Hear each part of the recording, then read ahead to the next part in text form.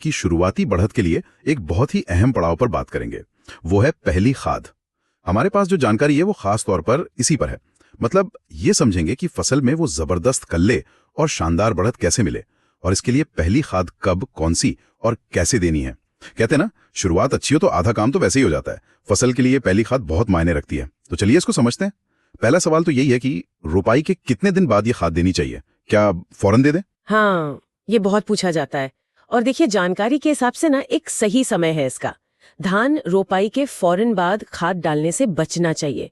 होता यह है कि जब हम पौधा उखाड़ कर दूसरी जगह लगाते हैं ना, तो वो एक किस्म के कह लीजिए तनाव में आ जाता है, ट्रांसप्लांट शॉक। उसको नई जगह जड़ें जमाने में, स्टेबल होने में कम से कम 8 से 10 दिन तो लगते ही हैं। अच्छा, मतलब पहले पौधा खुद को संभालेगा, फिर ही खुराक लेने की सोचेगा, ऐसा? बिल्कुल बिल्कुल। जब तक जड़ें ठीक से मिट्टी पकड़ नहीं लेती, वो पोषक तत्व ठीक से खींच ही नहीं पाएगा। इसलिए जो जानकारी हमारे पास है वो यही कहती है कि रोपाई के लगभग 15 से 20 दिन के बीच पहली खाद दे। वो सबसे फायदेमंद है। तब तक पौधा तैयार हो जाता है खाद लेने के लिए। पहले देने से वो खाद एक तरह से बेकार जा सकती है। सही। तो ये टाइमिंग वाली बात तो साफ हुई कि पौधे को थोड़ा वक्त देना जरूरी है। हाँ। अब ये बताइए कि इस 15-20 दिन वाली पहली डोज में देना क्या क्या है? वो कौन सी खादें हैं जो कल्लों की संख्या बढ़ाएं और फसल हरी भरी दिखे? हाँ, तो इन नोट्स में 3 मुख्य चीजों का कॉम्बिनेशन बताया गया है। सबसे पहला और सबसे जरूरी शायद यूरिया। शुरुआती स्टेज में पौधे को नाइट्रोजन की बहुत जरूरत होती है और यूरिया में वो भरपूर है। जानकारी यही कहती है कि ये जड़ों के विकास, पौधे में हरेपन और खास तौर पर ज्यादा कल्ले फूटने में मदद करता है। अच्छा। मात्रा की बात करें तो करीब करीब 40-45 किलो प्रति एकड़, मतलब लगभग 1 बैग। ठीक है, यूरिया तो हो गया बेस, पर क्या सिर्फ यूरिया से काम चल जाएगा या कुछ और भी चाहिए इस पहली खुराक में? नहीं, बहुत अच्छा पॉइंट है ये। सिर्फ नाइट्रोजन काफी नहीं है। दूसरी अहम चीज जो सुझाई गई है वो है मल्टी माइक्रोन्यूट्रिएंट्स का मिश्रण।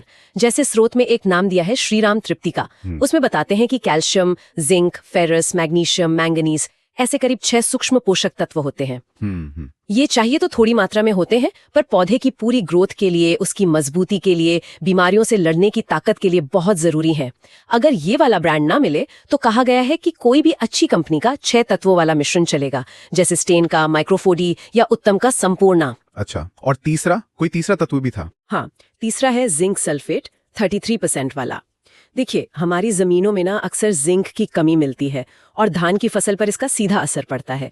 जिंक जो है वो जड़ों को अच्छे से जमाने में, तने को मजबूती देने में और क्लोरोफिल बनाने में मदद करता है, मतलब हरापन लाने में। हाँ, वो पत्तियों पे पीलापन या जंग जैसा रंग आ जाता है कभी कभी। हाँ, तो वो जिंक की कमी होती है क्या? बिल्कुल, वो एक बड़ा लक्षण है। तो इसीलिए करीब 7-8 किलो प्रति एकड़ 33% वाला जिंक सल्फेट मिलाने की सलाह है। तो मतलब यूरिया, माइक्रोन्यूट्रिएंट्स और जिंक सल्फेट, ये तीनों मिलाकर देने हैं। हाँ। अब इनको खेत में डालना कैसे है? कोई खास तरीका है? हाँ, तरीका भी बताया है और साथ में एक बहुत जरूरी सावधानी भी है। इन तीनों खादों को पहले तो आपस में अच्छे से मिला लेना है, यूनिफॉर्म मिक्सचर बन जाए, और फिर खेत में बस छींटा विधि से, मतलब ब्रॉडकास्ट मेथड से एक सार बिखेर देना है। ठीक है। लेकिन यहाँ जो सबसे ज्यादा ध्यान रखने वाली बात है ना, जिस पर इन नोट्स में काफी जोर है, वो है खेत में पानी का लेवल। खाद डालते समय खेत में पानी भरा हुआ नहीं होना चाहिए, बिल्कुल नहीं। बस हल्की नमी हो, जिसे वत्तर की हालत कहते हैं ना, वो बेस्ट है। अच्छा, पानी कम क्यों? ज्यादा पानी में खाद घुल के जल्दी असर नहीं करेगी? नहीं, उल्टा होता है। कारण सीधा सा है, हमें पोषक तत्वों की बर्बादी रोकनी है।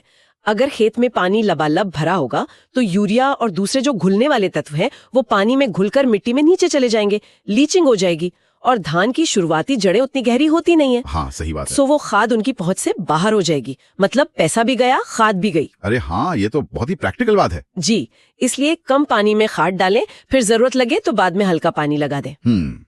ये वाकई ध्यान रखने वाली बात है।